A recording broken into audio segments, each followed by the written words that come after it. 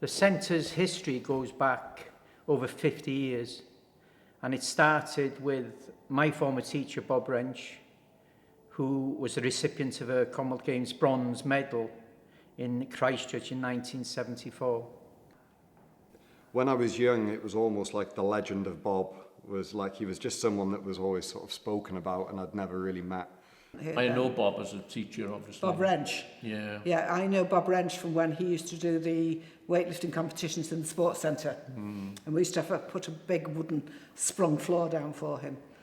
Bob Wrench was another legend, another sporting superstar that we can be immensely proud of here on Anglesey. And what Bob did was to pass on his enthusiasm.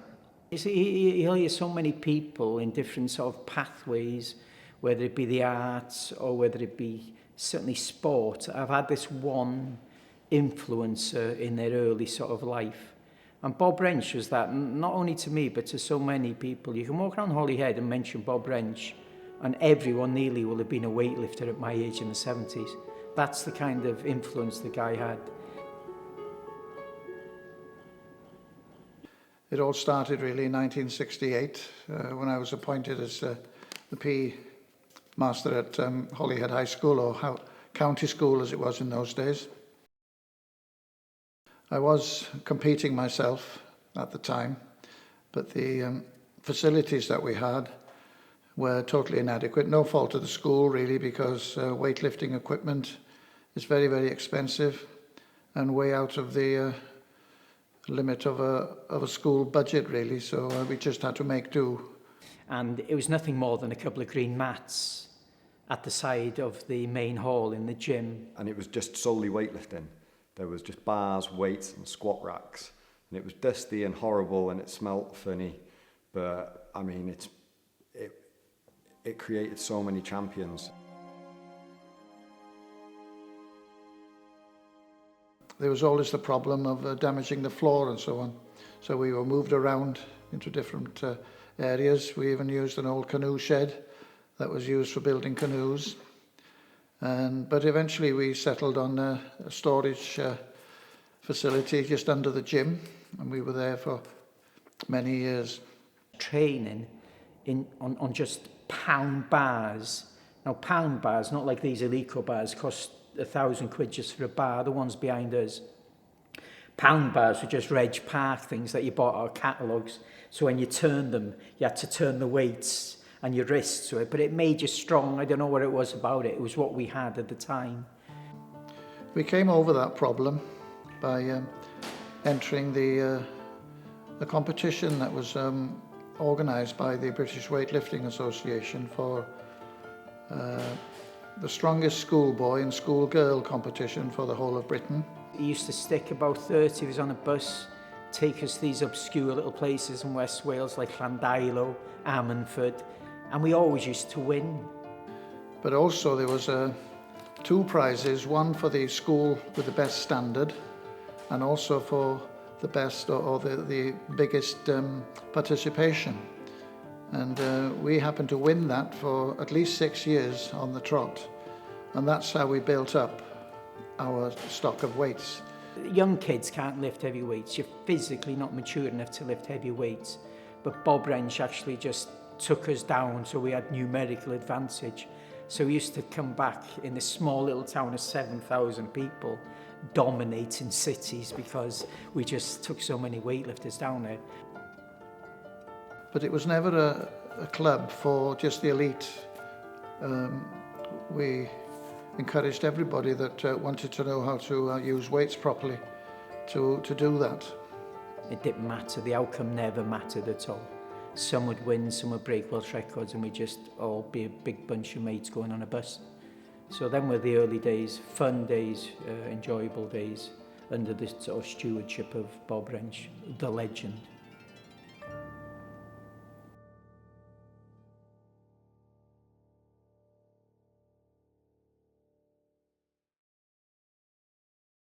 So my aims were, when I started out weightlifting, was to get a medal when I seen Bob Wrench's. So Bob Wrench brought his medal back from Christchurch. and I was going to do the best I could to equal or better Bob's bronze medal. I think we had about 200 Welsh titles over the years and about 50 British titles, and I think Ray was the very first British champion that I had. And it was obvious if he was to carry on with it on leaving school that he could reach the very top of the sport. And what that did is it opened up my lateral vision. So I went to Belgium, Germany, flew to Bulgaria, and from living in what I call blissful ignorance, like a lot of kids do in sort of small rural communities, I got this desire to want to travel, see different cultures, and compete and be the best.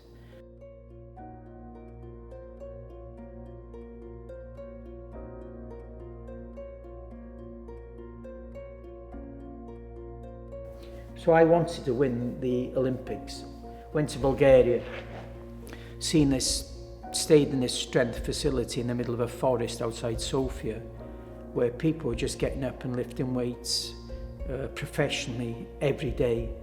They had their masseurs on site, they ate on site, and there was me working in a bakery. I was getting up at 3:20 in the morning, getting to work by 3:50, working till 1 o'clock, sleeping, training, going back to bed, and then the following week I was on nights, so it was hard graft. So I quickly realigned my goals. I thought I can't win the Olympic Games. I was absolutely convinced, and I was right. But I thought I could win the Commonwealth Games. But I was like any sort of 18-year-old. I'd found pints of double diamond in the South Stack pub that really kept me not attending the gym so much. But I was going to the Commonwealth Games in Edmonton, and I went down in a mini clubman to Haverfordwest, lying in the back while my dad and Alan Trowell drove the mini down there to get to Haverfordwest, to be faced by the then Secretary of Welsh Weightlifting who wanted to stick one on me because I was overweight. So any 18-year-old that gets threatened has a tendency to react, which I did. And it got me banned for a year from Welsh weightlifting.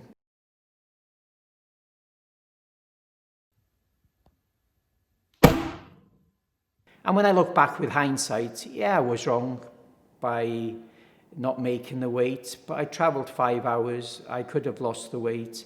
I felt that they didn't understand me as a kid at the time. They just had this eye on maybe a bronze medal, and there's more to an individual than just wanting them to churn them out like a robotic medal maker. But within that year, it's strange. I seen a guy in a TA uniform in the Queen's pub in the middle of Holyhead, and he said to me, he was in combat. So I said to him, "What's the army like?" He said, "Oh, it's great for PT." So I thought, I'll give this army a go. So I went to Bangor and signed on. But what really shone for me was my fitness leading into basic training. They sent me on a PTI course, and I became an assistant physical training instructor.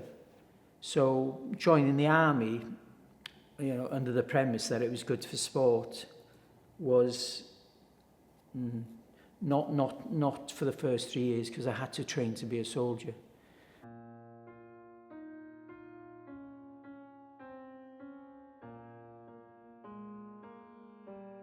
1981 changed my life because you go from a small place like Holyhead and you play soldiers in training, but when you see death caused by hatred, it changes your life. And I seen a couple of incidents in Northern Ireland that changed my life from that day onwards. There was a IUC constable that was shot on the interface of the New Lodge in Duncan Gardens. Constable Evans, I'll never forget seeing him and seeing the hatred caused just by religion.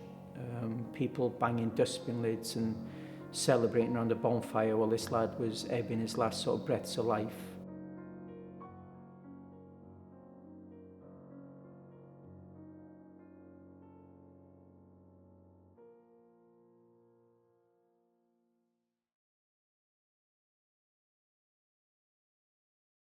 And the PT Corps, I think, has the highest drop-off of any regiment in the Army. I think there's a 90% drop-off from start assistant instructor to getting in the Corps.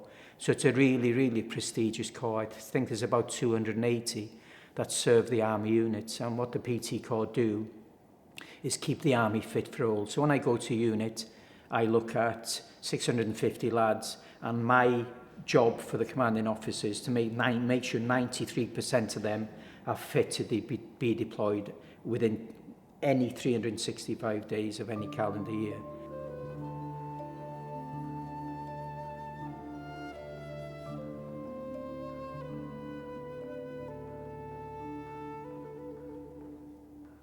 And then from doing all the myriad of different fitness I was doing on my transfer in course, I could just concentrate on weightlifting again in 1985.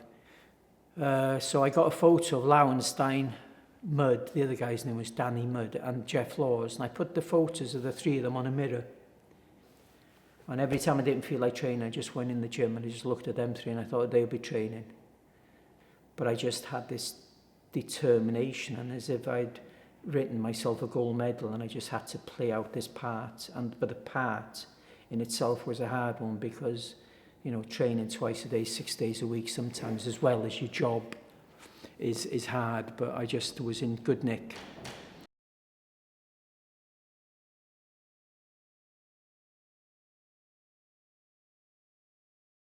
My dad was waiting outside, and as the minibus door opened, he said to me, "Look, Ray," said, "you don't matter where you come today." He tried to give me that old dad pep talk like he did. And I looked at him and I don't know what it was. I said to him, "I'm going to win this today." I just knew that something special was going to happen that day, because it was like the lights of the world were switched out and there was just this light on me. And I just nailed my first attempt. But it was just this crazy in-body but nearly out-of-body experience. You know, you'd done it so many times.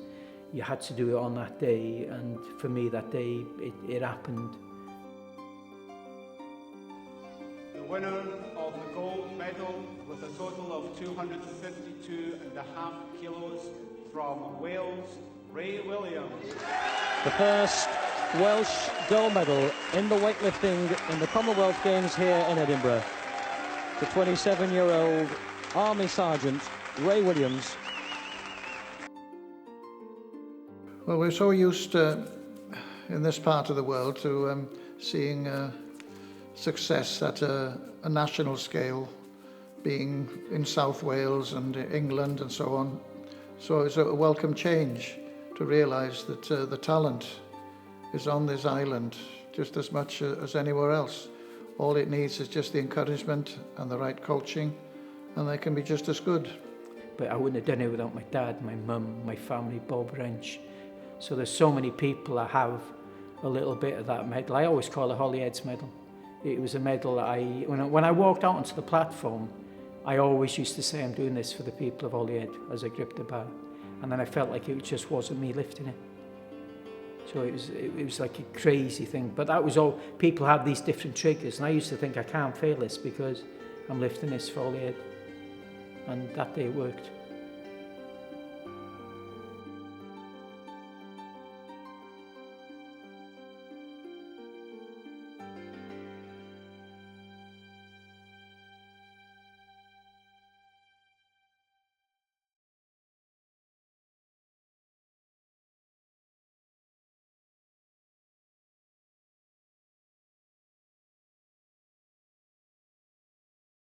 So I lived all over the world, and I was always coming back to Holyhead. Maybe it was a hiraeth, maybe it was a calling to come back to the sea. But you know, when I lived in Banff, I've lived in Auckland, I've lived in Christchurch, I've lived in Hong Kong for 3 years. But there's always something about calling me back to Holyhead.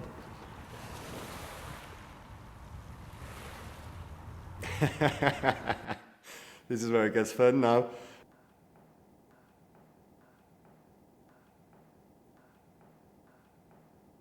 In 2002, I was a 16-year-old, thought I was the top boy in the gym, wondered who this old boy was that turned up to the gym and started swinging some weights around. When you've got a coach's eye, You can see talent even at that age. And I could see this young kid with all the attributes to make a great weightlifter. And I think when I originally started, I just wanted to go and have fun with my mates. And I was told I kind of had the potential to compete at, you know, national level, etc. But by about the age of 14, I'd decided that I wanted to win a Commonwealth Games gold medal and go to the Olympics.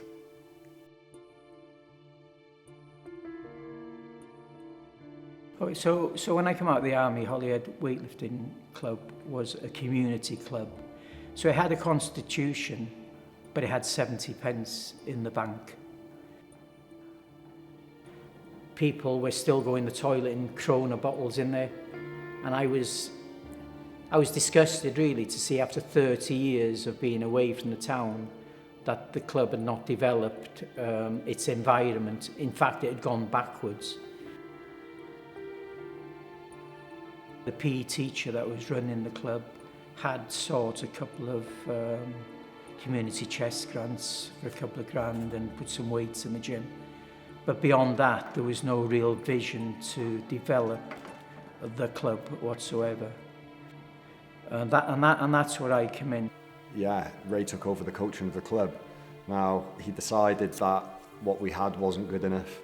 The town, not just the weightlifting club, but the town deserved something a little bit more.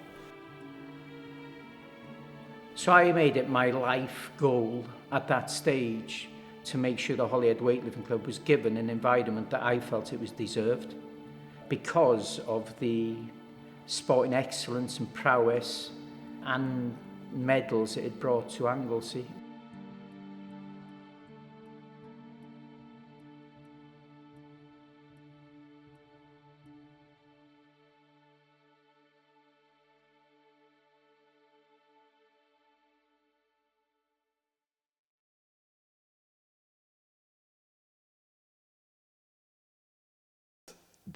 The local council, Anglesey County Council, had built a facility at Millbank, which is where we're sat now, and I think Ray applied to put some weightlifting equipment and a small amount of gym equipment in a couple of small rooms here.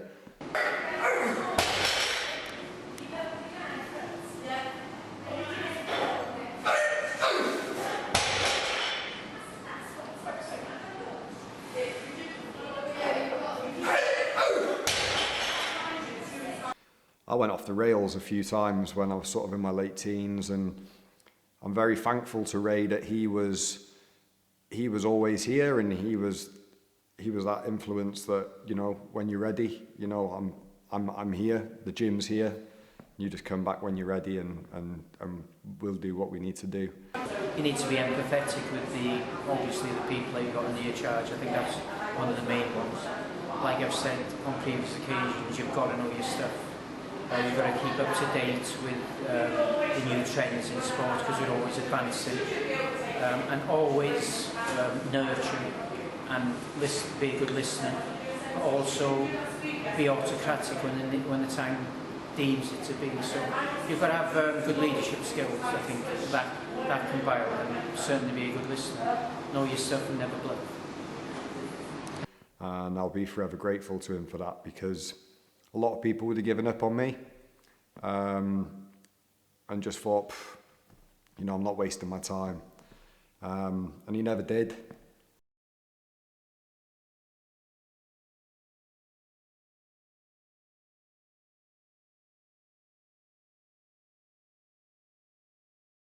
There's been a gold, a silver and a bronze Commonwealth Games medal won out of Holyhead Weightlifting Club. Ray being the gold, being my coach, I wanted to be at that level as well. I wanted to be the other gold medal. To have someone like Ray who's been there, done it and got the t-shirt it's an aspiration to be like him, you know what I mean? He's got a Commonwealth Gold medal, and we saw it for the first time a couple of weeks ago, and it just made me more hungry. So a top 5 finish, I'd be really happy with a top 5 finish for my first games. If you're in the top 5, you're always outside medal chance, so hopefully on the day everything goes good.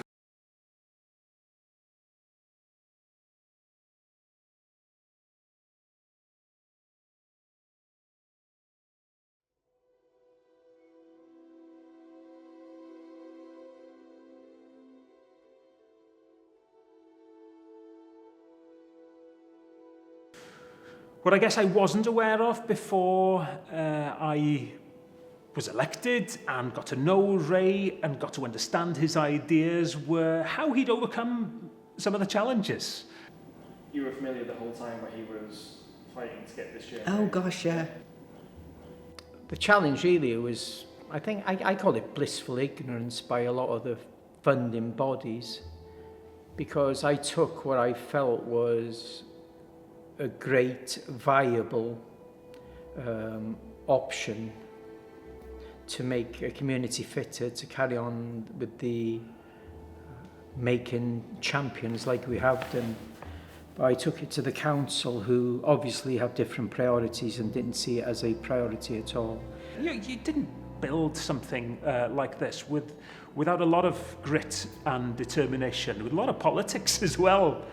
You know, getting the right people to understand what the vision was. But I spoke to Ray in the past, and he's trying to get the funding and trying to get the council behind him and everything. I know he had a hard time of doing that, but perhaps Jim knows more than I do about that side of it. Yeah, he's raised thousands, hundreds of thousands of pounds.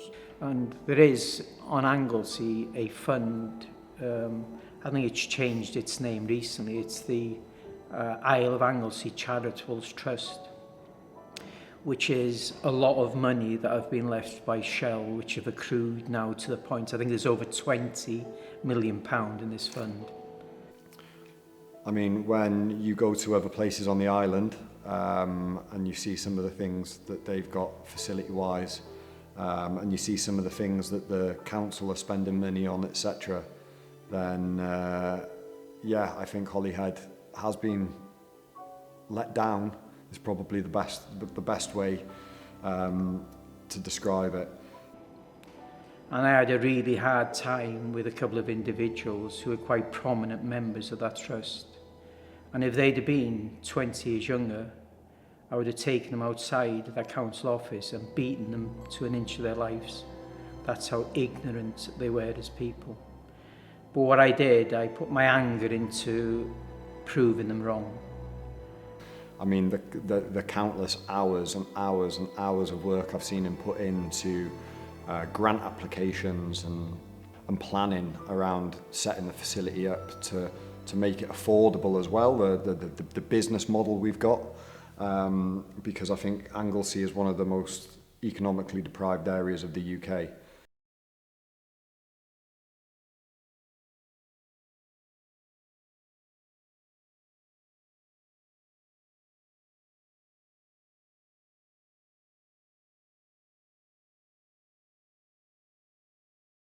We got it to a full council meeting. I took 2 busloads of people up to Llangefni, and they sat in the viewing gallery. The people of Holyhead are like people I've never met anywhere else in the world, and they deserve so much better. And I seen all these, dare I say not all, a significant amount of councillors were very on side, but there's a few there and that seemed to dominate the environment. And these few little cowardly individuals were scuttling around like rats on the day that it went to the full council meeting. And the great thing about it, because I was training the Canadian team at the time, and there's already about 60 people in there from HAWFC and Holyhead. And I'd asked Clive Ruffis if the Canadians could come and support, and they were late about 5 minutes. But you can only imagine that the Hogwarts Den, which were the councillors' meet, they were all sitting there, and in walks about 11 blokes over 6'4". And I think that, unbeknown to the Canadians, I probably owe them a pint, because I think that rattled a few of their cages as well.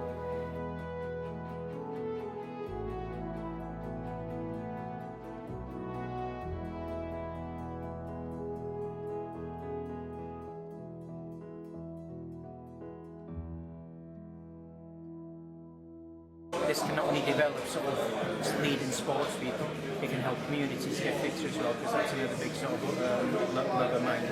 Sedentary lifestyle has been away like for generations, and with that, type 2 diabetes, obesity is affecting young kids, and there's nothing that saddens me more than to see that. So what I'm going to do is probably open up at 7 o'clock in the morning, pound a session.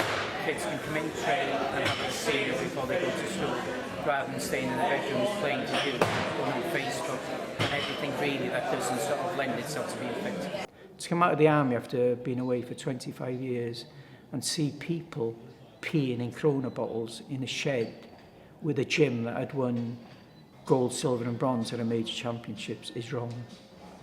And that's why I challenged myself to make it a better environment.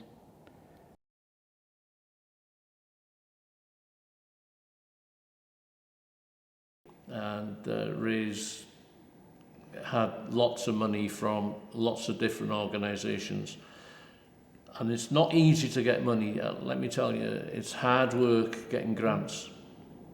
And he persisted in trying to get this money because he knew the difference it would make to the sport, especially in this part of the world. And it's been very, very pleasing to see that he was very, very successful in doing this, and he's carried on with that enthusiasm and that success as well. I've seen stress. I've seen stress in the military, and it's different. So it wasn't stressful in that point. It was just the ignorance that was coming from people that you'd expect better from that really was upsetting. But at the same time, they were never going to get the answer they wanted because they took on the wrong bloke.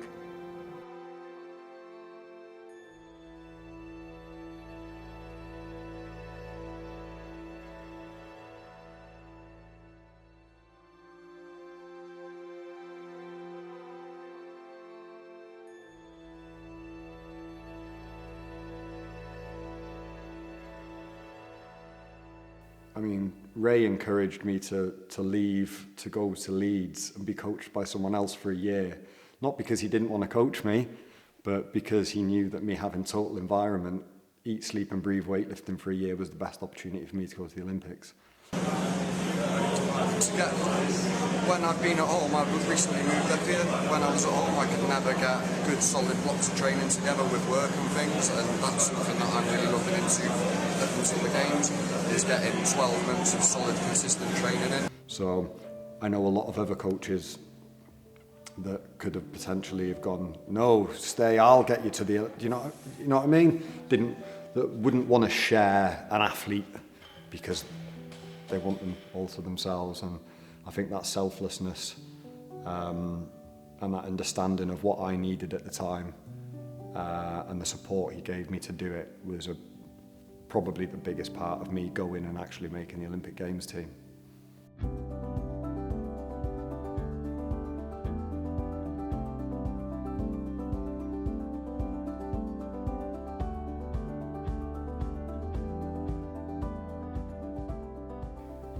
The experience of the Olympics was absolutely crazy.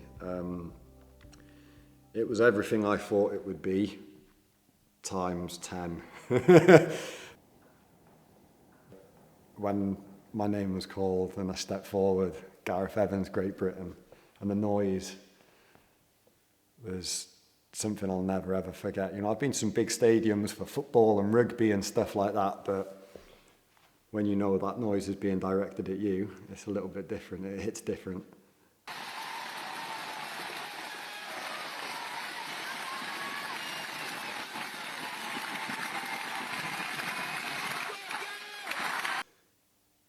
And I remember just thinking to myself, I'm not going to win the Olympic Games. I've just gone up a bodyweight category.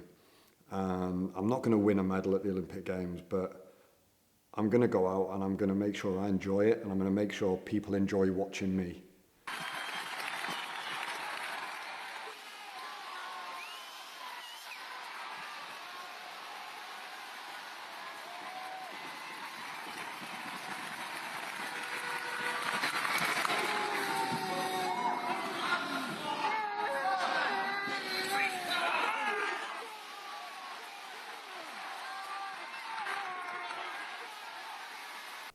it's funny because in 6,000 people, I'm setting up to a bar, and then like so many people shouting encouragement, and I'm still picking Ray out in the crowd.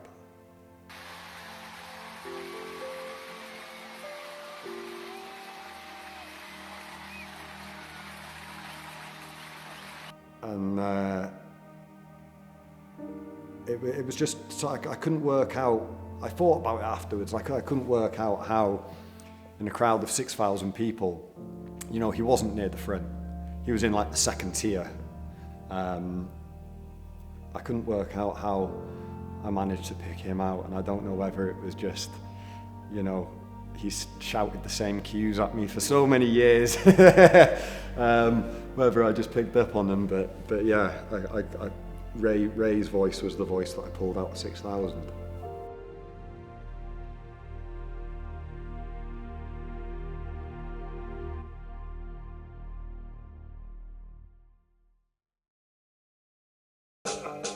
The gym's been open really since 1968, but it's developed over the last 40 years to the point now where we're sitting in an extended part of the gym, which is partly funded by Sport Wales, and it's a joy to behold. We have elite athletes together with general public using it to keep fit.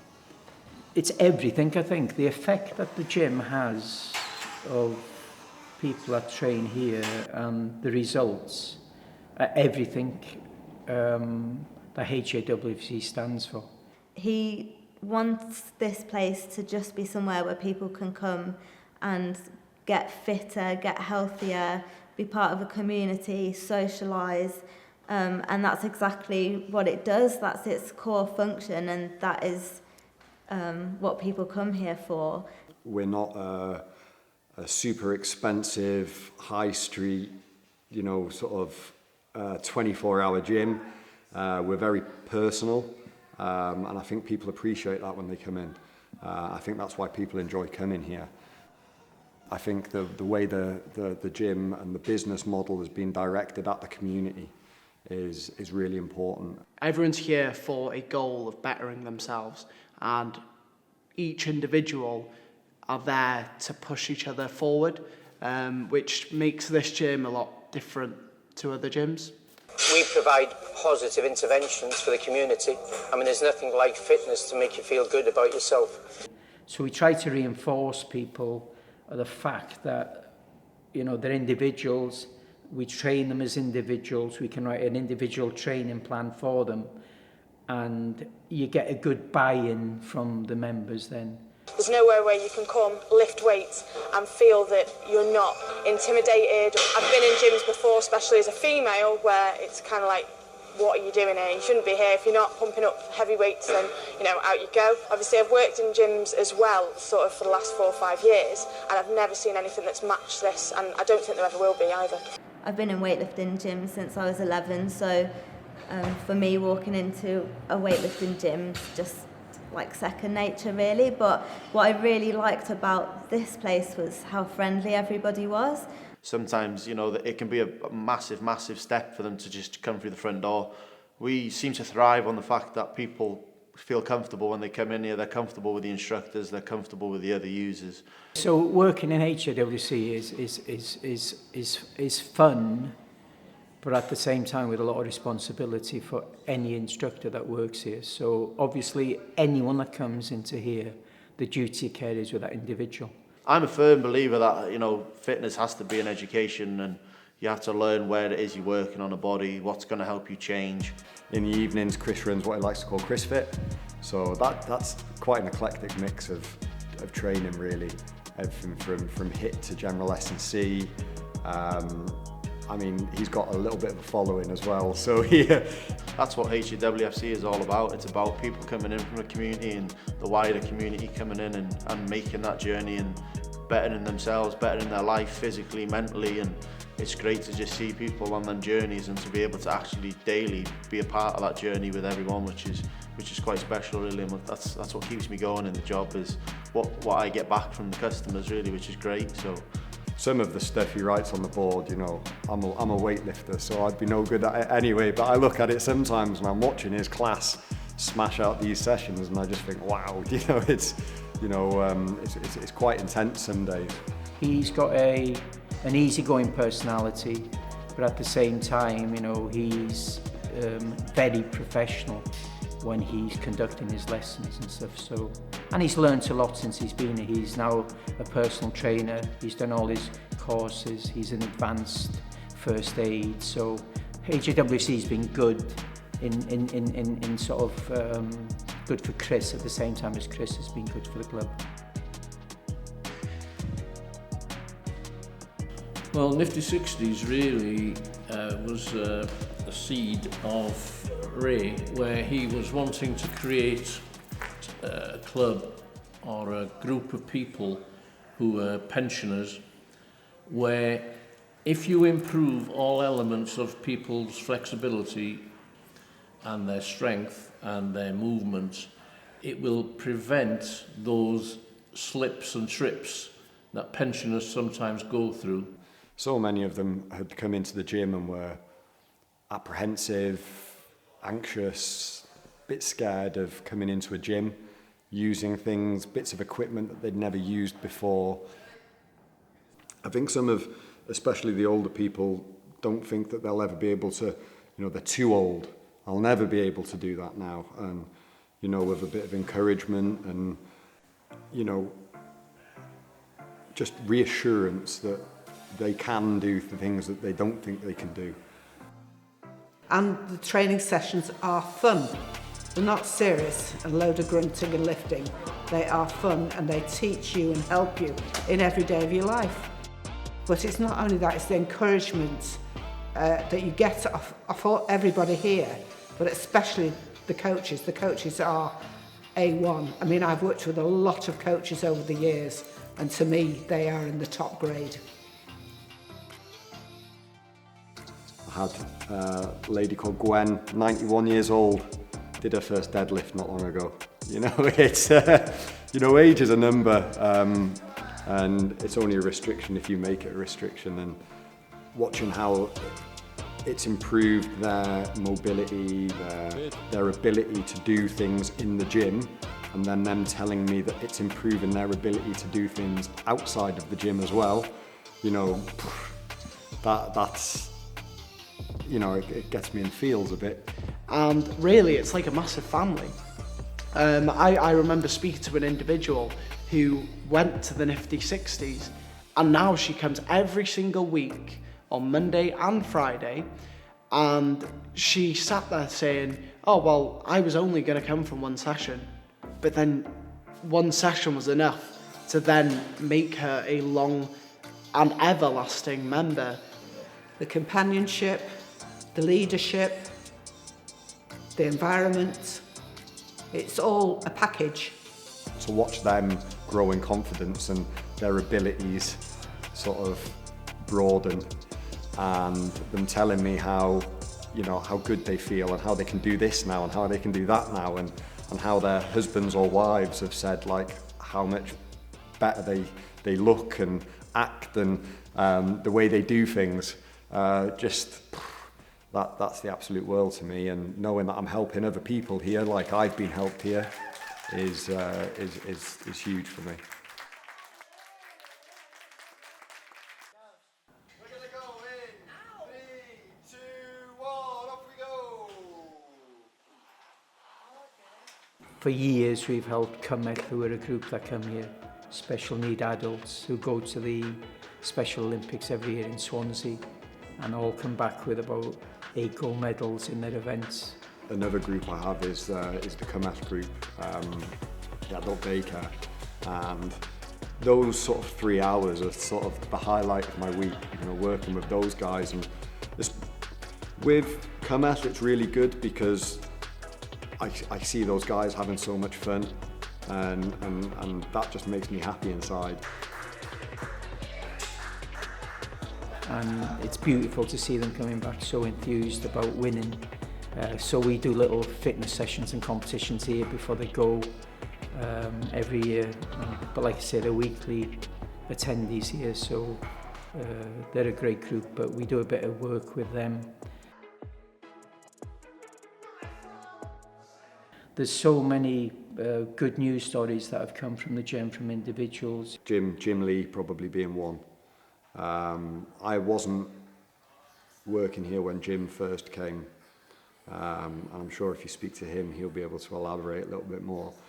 Well, like, the only way I could put it into words is that if I hadn't come here, I probably wouldn't exist. I think I watched an autopsy on the TV and I thought, if I don't do something about my situation here, I'll be the next one on that table. He came here because he needed to do something. He had a heart problem, I think he had heart surgery, and like I said, he was overweight, and he came because he needed to lose weight.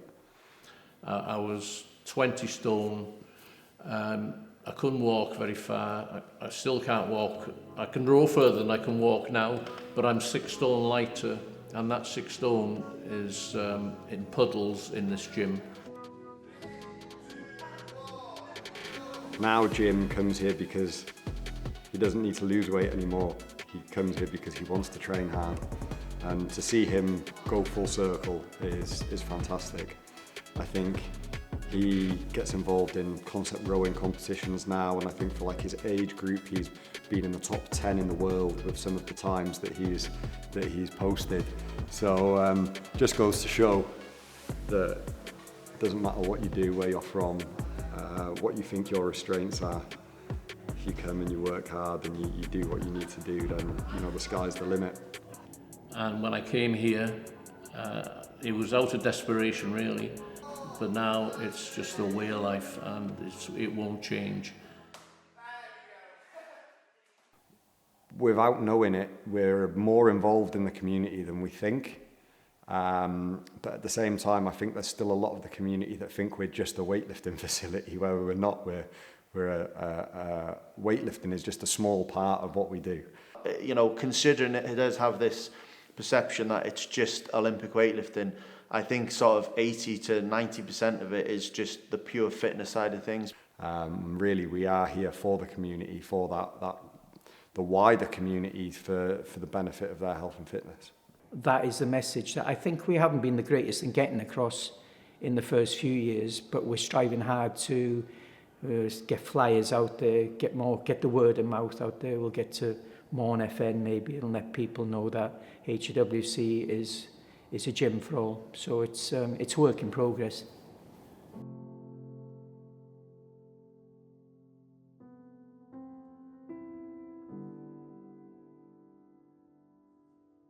I mean, Olympics was sort of the pinnacle, is the pinnacle competition, but still wasn't what I wanted as a career defining moment. I knew when I went to the Olympics I wasn't going to win a medal, but I knew that I knew I could win a Commonwealth Games.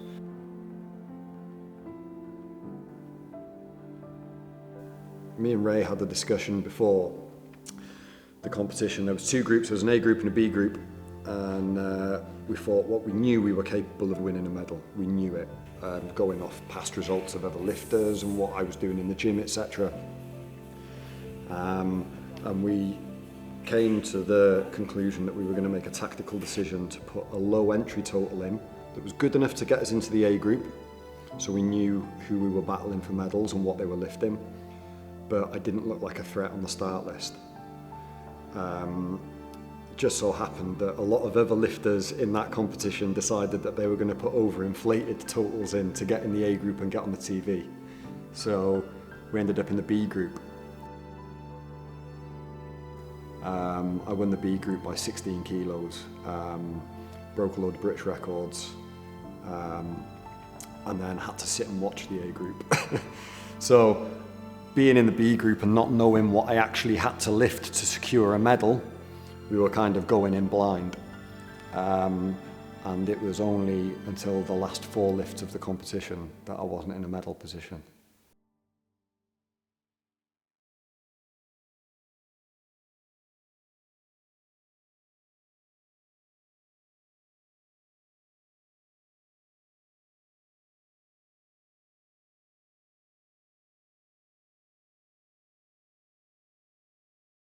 So in weightlifting, we don't compete in seasons like in athletics. We pretty much compete all year round.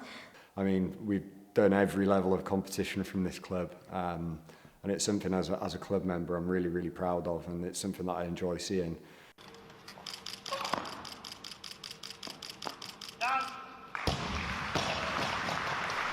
And this place is like a gold mine for a weightlifter. It had the best equipment, an amazing coach with a lot of experience and experienced lifters as well.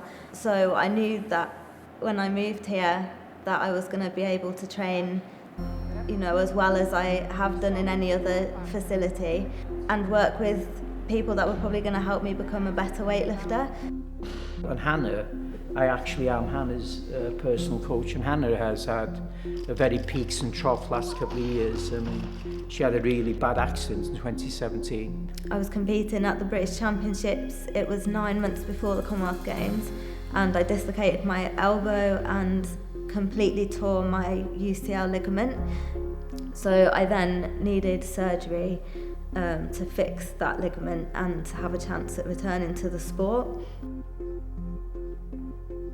Now that would have been career ending for many people, but she's diminutive in size, but indomitable in sort of character. She won't give in, and she took that on board. She come back, and her bravery is beyond really, because she's lifts heavy weight. She's only 48 kilos, but she's lifting 90 kilos, snatching over a body weight, a lot, nearly double body weight.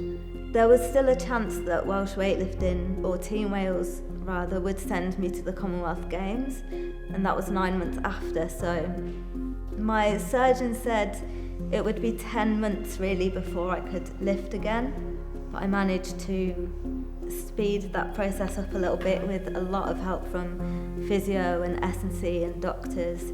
The thought that I could still go to the Commonwealth Games in some capacity was a huge motivation for me at that time. So I just sort of poured my heart and soul into the rehab and made it to the Games. I think it's safe to say without this club, I have no idea how I would have carried on my weightlifting career. I felt really, really lucky that Ray was willing to take me on as a lifter. It motivated me really to switch from competing for England to compete for Wales. It just made sense to me to represent where I was training and who I was training with.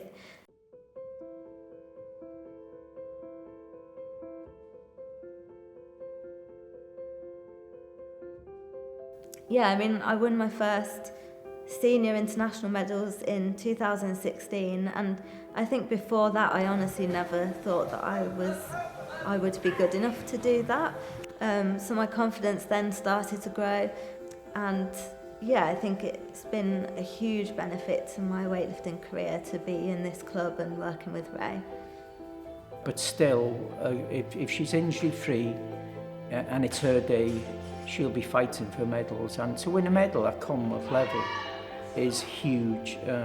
I've done it myself, and it's a lifetime of climbing your mountain, and there's not many people that ever get to the summit, and so many try, and Hannah's in with a fighting chance of getting to the top.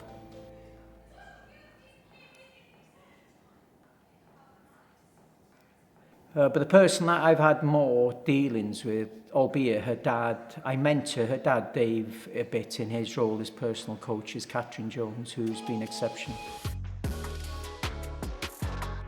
I think I saw it on the TV in the London 2012 Olympic Games, and I think I just said I kind of wanted to give it a go. And then my dad was already a qualified coach at that point, so I think I just went to the gym really with him, and I've never looked back really. We took her to Samoa in 2015, and she, against the odds, she beat, you know, some big hitting nations to win Wales' ever first Commonwealth Youth title. I've always loved the challenge of sport, and I've always sort of expected high things from it, if that makes sense. But I never came into the sport thinking I'm definitely gonna go places. I was just gonna take it like how it comes really, but managed to progress at a relatively okay level, so yeah.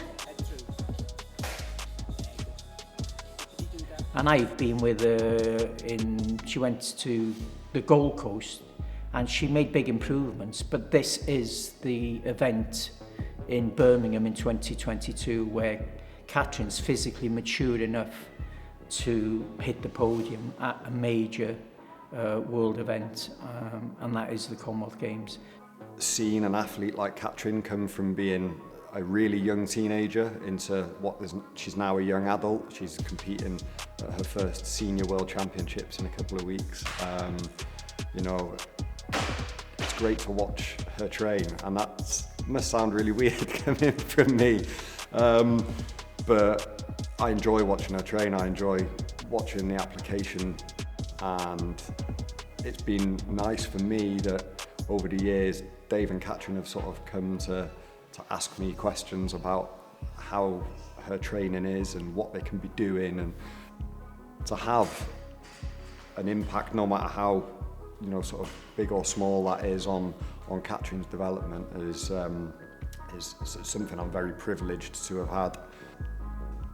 I think me and my dad do tend to come up here to Holyhead to train because of the expertise and the knowledge that is here for weightlifting. So if we ever need any help with my programme, or I need a bit of technique work or any advice really, we do come up here to speak to Ray, and even Gaz and Hannah are here and always really, really helpful with lending a hand. And it's just nice to have a change of environment as well, I guess. So yeah, when I come up here, Hannah's usually training, so it's always nice to train with her as well, because we've both got the same goals for this year as well. Well, very similar goals anyway. So just having a trainer partner like that does push you in training as well, so it is really great. So 2 really great, exciting prospects for Birmingham 2022. And it's my last games, and I will do anything I can as a coach to make sure they have their best days. So HAWFC, in the sporting context, we are open to assist anybody, you know, to name a few names. Recently we've got Kieran.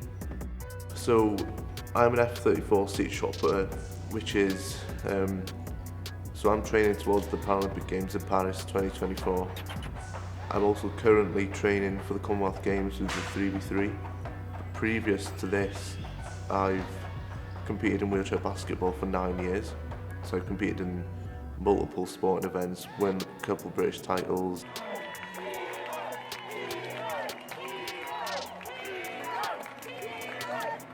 Well done, Kieran!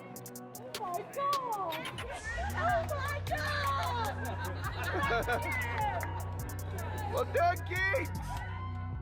He's going from strength to strength, and I think there's a real excitement down in Sport Wales about what he can achieve as he comes into sort of senior years.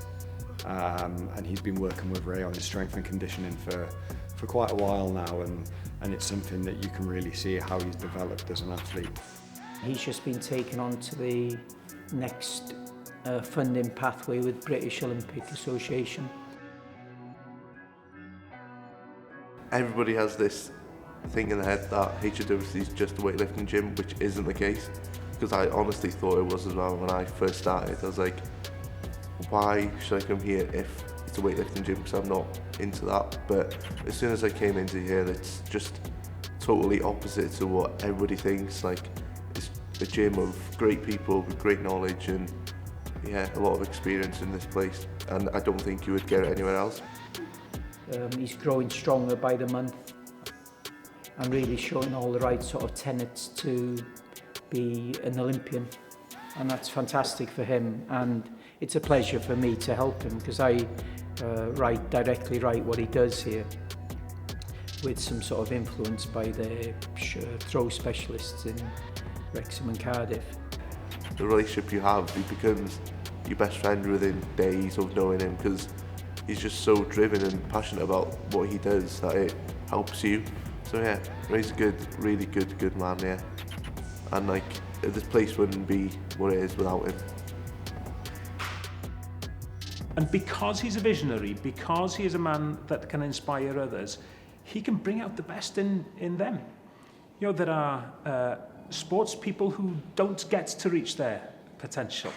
There are excellent sports people who, for whatever reasons, fall maybe a little bit short of what they might be able to achieve. What Ray has been able to do is to not only let sportsmen and women reach their potential, but get young people through being inspired to stretch further than they ever could have thought.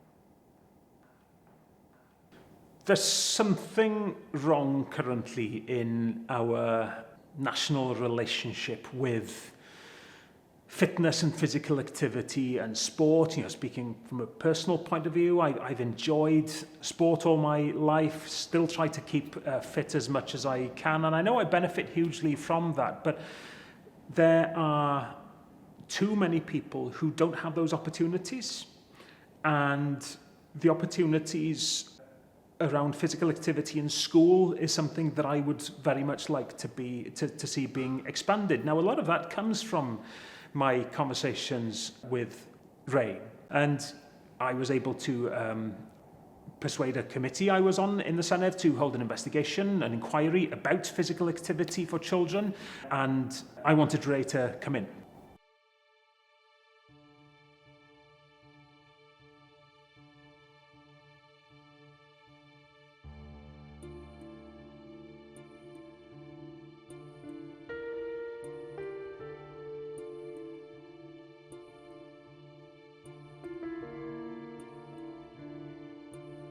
We have a lot of the kids come straight from school, and it was something that myself as a youngster was really glad to have.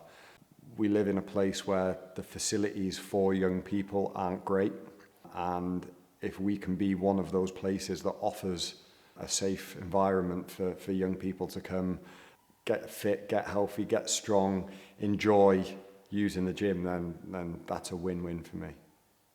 You know, there isn't the time where you can catch kids' imaginations and train them is in school, in the school hour. And if you look at the countries that do really well, in Scandinavian countries, they have compulsory PE, 180 minutes a week.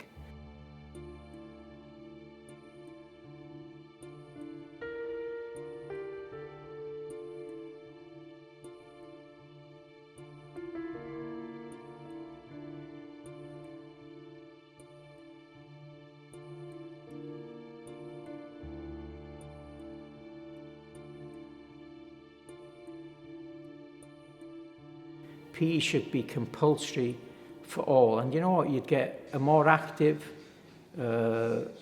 physically and mentally sort of individual if you had that sorted out. And the Welsh Government should really hold their heads in shame for the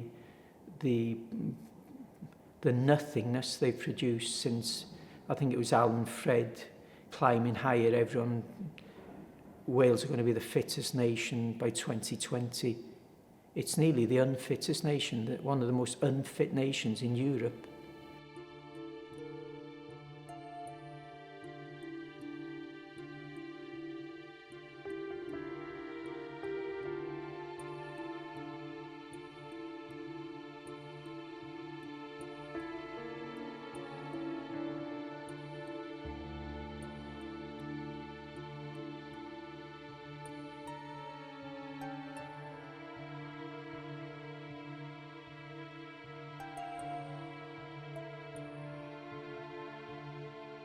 You should have a card for each individual that scopes them from the age of 5 to 17 and give them training like you do in every other core subject to make them the fittest they can be.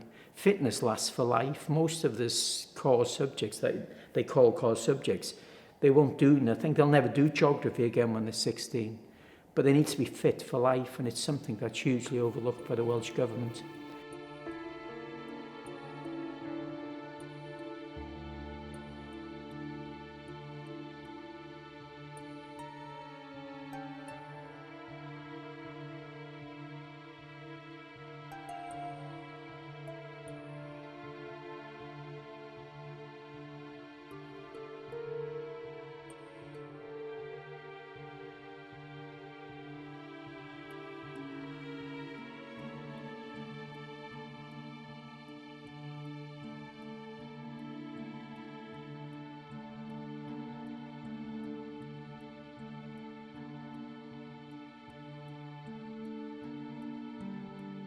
So fitness for all, fitness available to all and compulsory PE. And that's what HAWC tries to do. It tries to provide youngsters the opportunity to come into the gym. We have classes from the school that come in.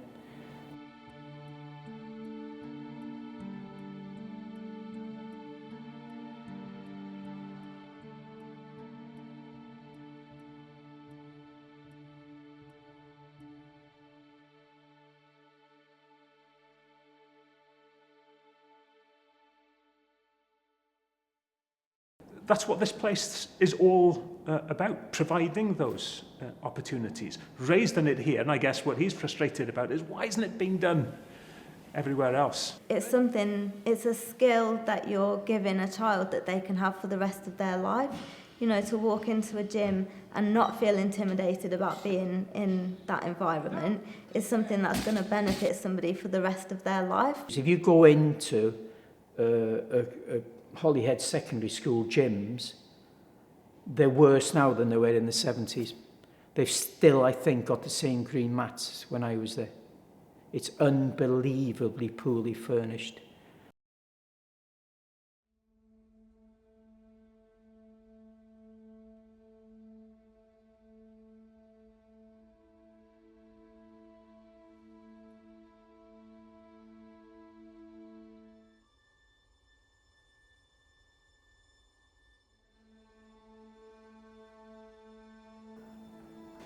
And he spoke brilliantly. And parts of our deliberations are public. But it was quite telling from the private discussions between us as committee members afterwards, after the public had left and the cameras had been switched off, how hugely impressed the committee members were.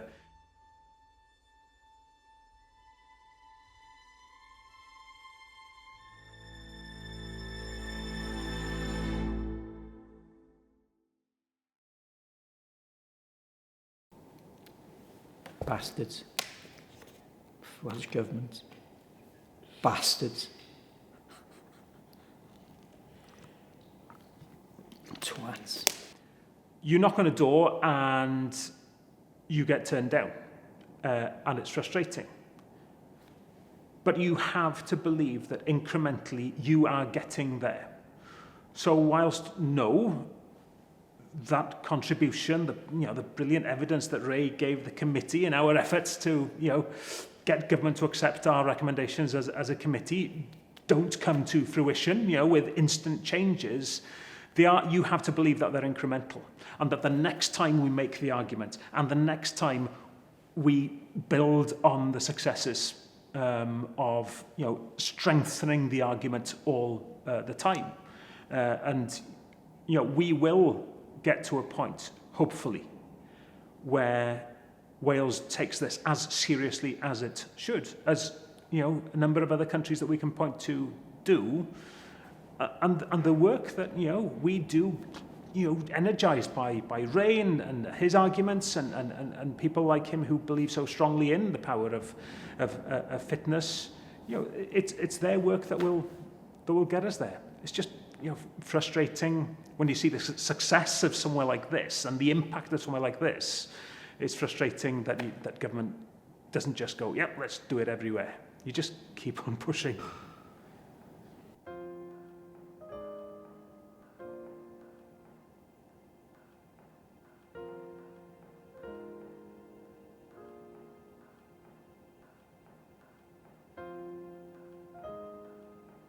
And I remember speaking to a guy called Mike Pearman, who coaches down in Brunel in London. He's won a games himself for England. Mike must be in his 70s now, but I remember him saying to me, don't give up, because I didn't lift my best weights until I was in my 30s.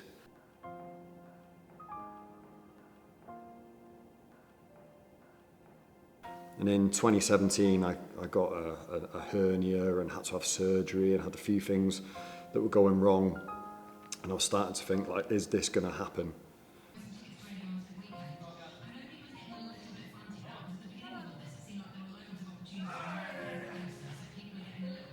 We fashioned a sort of cushioned pad that sort of went underneath my lifting suit and sort of gave me the confidence to be able to complete lifts with little or no pain, and that was it then. I knew, and I kept saying, like, I'm going to win the games this year, I'm going to win the games this year, I'm going to win the games this year. You're off to New Zealand on Sunday. Yeah. Training camp ahead of the Commonwealth Games. Yeah. How's the Wales team? Really excited. I mean, Gareth, our own sort of Olympian, is a good chance of a medalist. I mean, it's always difficult to predict medals, but he's certainly sort of in the top 5. He could come first, he could come 5th, but he'll be prepared on the day and he'll be doing the nation proud again. We went to New Zealand for 3 weeks before, and the guy was just phenomenal. Come on then.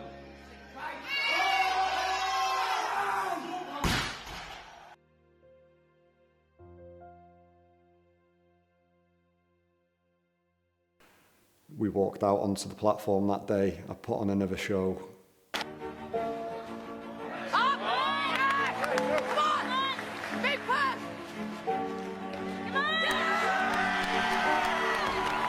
Snatched double bodyweight at another bodyweight class, so I'm the only British man to ever snatch double bodyweight over 2 bodyweight categories.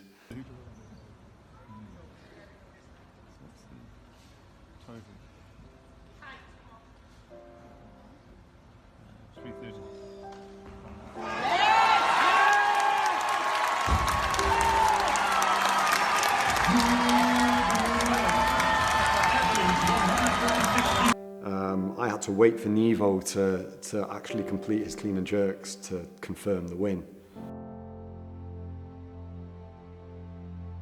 Before I heard the no lift, the commentator say no lift, I heard the weight hit the platform before the buzzer, and I'd already turned and started running to Ray.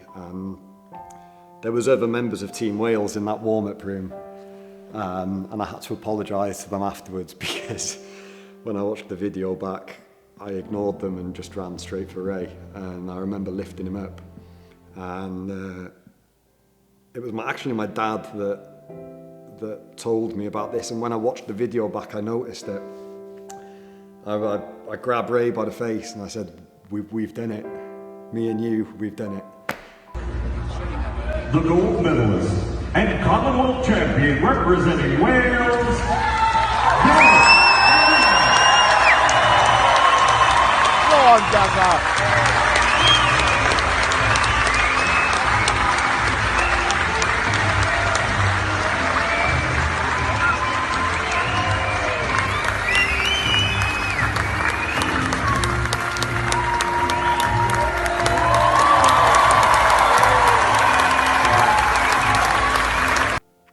And yeah, we stood at the top of the podium and sung Hen Lad Van Had I.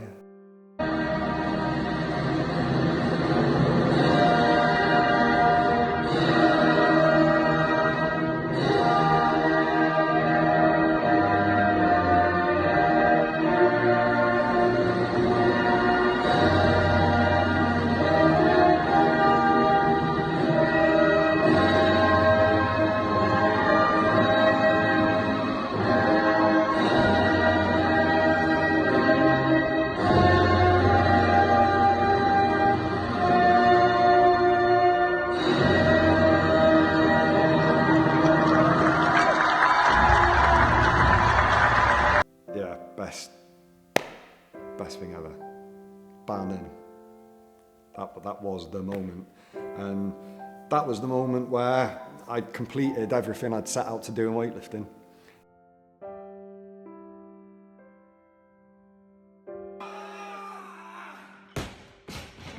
Ray's given me the confidence in myself to go out and achieve what I've achieved, and without him in the facility, I don't know if I would have got the same out of it. I think the facility would always, HAWFC would always have offered friendships and associations and fun times, but I think marry that with the way that Ray is and the way that Ray conducts himself and the way that he has treated me as a person has been a massive part of that as well. I know that he would love to sort of follow in Ray's footsteps and give as much back to the sport as he can, because it's given him so much in his life, and he wants to, you know, continue to give back to weightlifting and help other people reach their dreams. And we're incredibly lucky. Any community who had, you know, one of those three, Bob, Ray, Gareth, would be very, very lucky. The fact that we have had a succession of champions who are able to inspire others, we are incredibly fortunate to have that. But it doesn't happen by accident either, does it?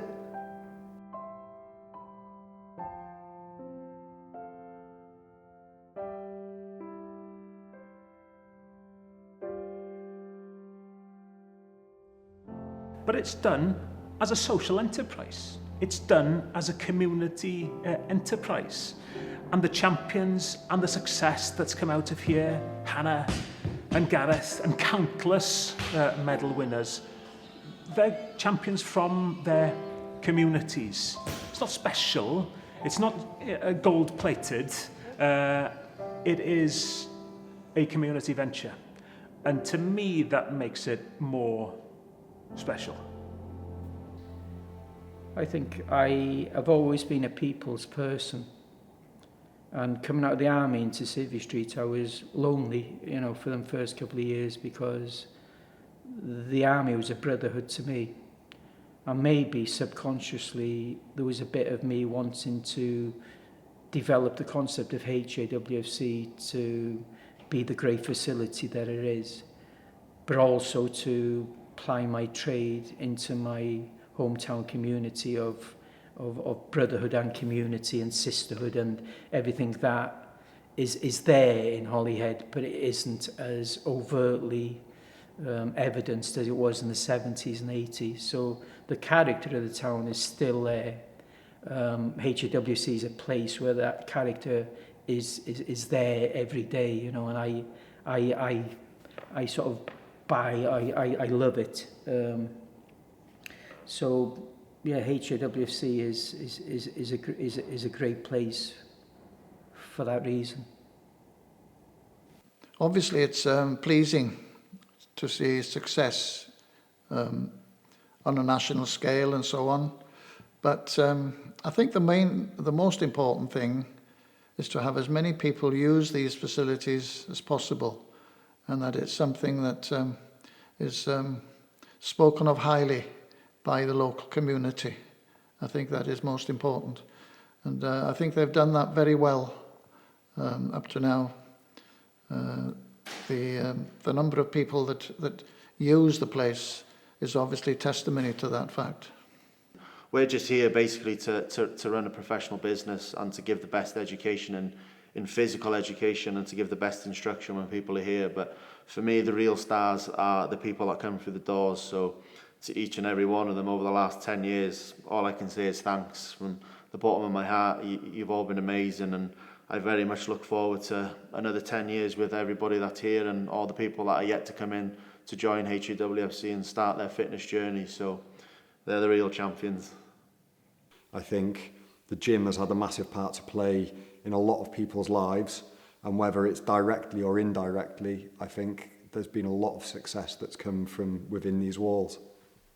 We'd just like to thank them for being here for us. Absolutely. That's the big thing. If Ray hadn't bought this facility here and we hadn't got the coaches here that we've got, we could be in one of those manager groups that need help and are ill. Yeah. I think because of that effect that they've had and these classes and these opportunities that they've given people, it has made this gym such an inclusive place. No, it's this is a class act.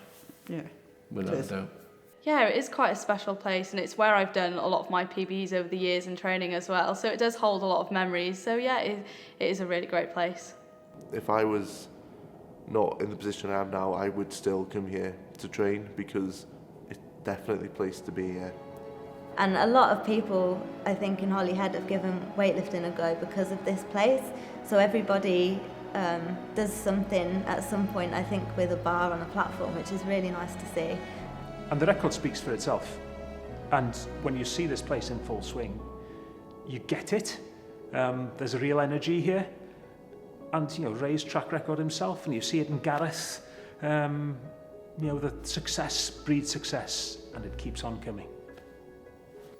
It just makes me think back to what we all started off with.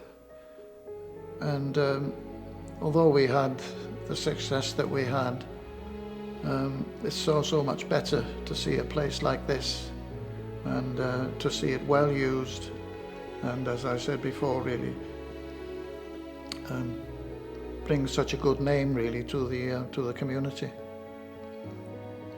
If I can only get the powers to be in the local authority to see how brilliant this place is, and hopefully this film will be part way in sort of assuring them that their money has been well invested, then it'll be a job well done for me, and I can go off into the sunshine and catch some pollock and whiting and salmon and whatever else you can catch.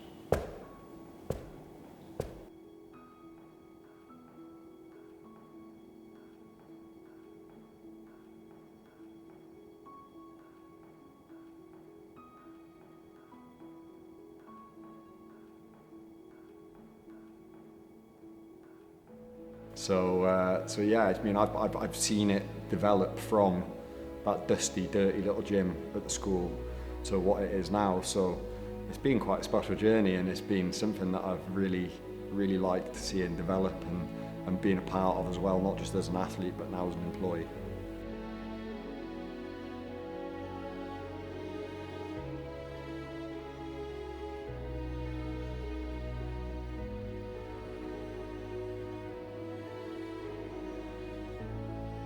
Long may HAWC continue long after. So it's hard fought, but certainly has been a exemplar of excellence in what a social enterprise can achieve in a deprived area. Oh, I like that. An exemplar of excellence. Where did that come from? Must have been when I was a captain in the army. I used it once.